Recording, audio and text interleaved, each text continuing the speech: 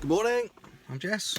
I'm on the way to work. Work is Fossey Taylor. We're a group of companies that makes property investing easy for clients who either haven't got the time, skill or inclination to do it themselves. Perhaps they're not located in the right area. They just can't access the properties that we access that make such good investments.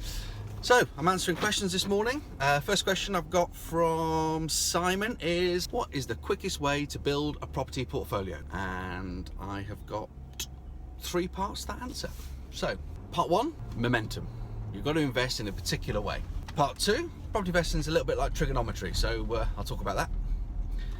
Part 3, moderate as necessary.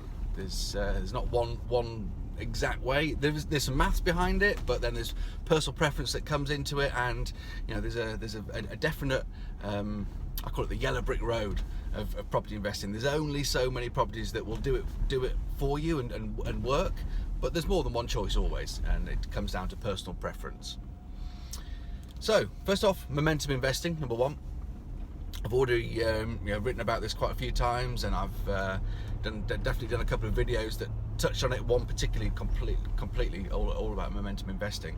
But really simply, if you're not buying a property cheap, adding value and refinancing, you're not making the most of this opportunity. You're not buying as many properties as you possibly could. You will probably be stuck in the old, let's call it the traditional way of doing things, the old-fashioned way of doing things, and that is save up a deposit,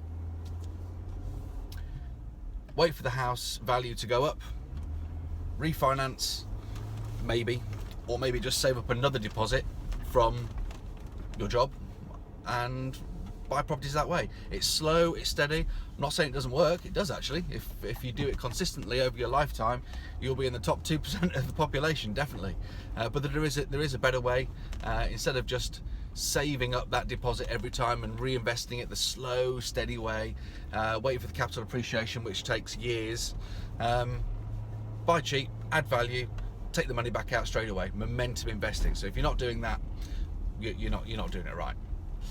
Second thing, I said property is a little bit like trigonometry. What do I mean by that? Now, we get asked this question quite often. You know, what's the quickest way to achieve my goals? You know, that is, we run a business. Clients come to see us and they say, I want to invest in property. What's the best way to do this? What's the quickest way to do this? The two things are pretty much the same, aren't they? You know, what's the quickest way, the best way, the most mathematically pure way to do this? Now, when you get down to implementation, it's never mathematically pure. I'll tell you that for now. But if you've got a plan, you might as well make it neat and tidy. And this is what we're going to aim to do. So when we say it's like trigonometry, if you think back to school, you can always work out the side of one triangle if you know the other 2 sides. So there are 3 questions. You only really need to answer 2 of them, and then you get the answer to the third. The questions are: where do you want to get to? What's your aim? When do you stop? Now, I have to tell you, any client that's ever told me that and actually stopped when we've got them to the point where they said stop, because you know we try and make a target achievable, and we do achieve it. So when we get to the point where it's achieved, most clients will say, all right, you know what, let's go on again. But for now, where do you want to get to? Whether that's a monthly income or a capital pot, whatever it is that you want to get to, how long you want to take to get there, and how much money you've got to do it with. What's the capital pot you're starting with? You've got those 3 questions and you've got your answer. You've got the answer to the 3 questions, you've got your answer to how quickly you can do it. If you're missing one of them, then you can answer your own question still. If you tell me you've got £30,000 and you want to be a billionaire, I can say, yeah, no problem at all. You'll have to be immortal because your timeline's huge. There are some other things to throw in here. The quickest way to do it: keep putting money in, going back to the first way of investing, not momentum property investing, saving up a deposit, putting your rents back in, pressure cooking the growth. Still do that, why not? And at that point, your property portfolio will still grow quicker. So probably best for most people, I guess this is one of the reasons why we're in business, there are plenty of other reasons as well, most people should stay in their job. They're probably pretty good at it, that's why they're doing it, hopefully. They're probably going to earn the most amount of money in the job, or the running the business that they run. Thinking of all the clients that we've got, they're specialists in what they do. They're not specialists in buying property, doing it up and renting it out. They get us involved for that. So stay in the job you're in and put as much money back into the portfolio as you can, and that's got to be the quickest way. Okay, and then I said moderate as necessary. So what do we mean by that? Now, the absolute best way to invest in property is undoubtedly this: if you've got time and you've got unlimited ambition, actually, and I mean that by if you've got a specific aim and it's £10,000 a month, £20,000 a month, whatever it is, it's still a big aim, but you've got a point where you're trying to get to. If you just want to keep doing this as long as possible and make the best of it and see where it goes, then you should buy what we term a momentum investing single let. Simple as that. You really should. And what we mean by momentum investing is sacrifice a tiny bit of yield, not too much, a tiny bit of yield for the ability to get your cash back out. So I can show you a deal that we do that gives you 12% yield, and plenty of clients buy that. It's great. Single let, 12% yield. Who wouldn't want that? Fantastic. Given the choice, and as long as your aim is this, and there are plenty of clients who say, oh no, I want the 12% yield because my aim's that. So given that you're just doing it in the mathematically pure way, given the choice, you would want to buy a house with, let's say, 8.6% yield versus the 12% yield. If the 12% yield one held £25,000 of your capital, but the 8.6% only held 5, let's say, because slightly less yield, you're still going to make 150, 160, 70 pounds a month. The other one would make maybe 250, 300 pounds a month, which is a big deal if that's what you're trying to achieve.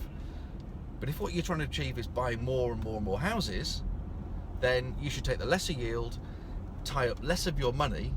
I love to work out my yield based on capital employed. And the second example, the 8.60% yield, which by the way is fiction, I've just made that up in my head. I'm sure we could find a deal that was roughly similar to that. But yeah. That property, if you work out the yield on cash employed, it's way better than getting that extra 2%, but tying up an extra £25,000. So that's what I mean by that. That is the mathematically pure way of buying as many properties in the shortest period of time.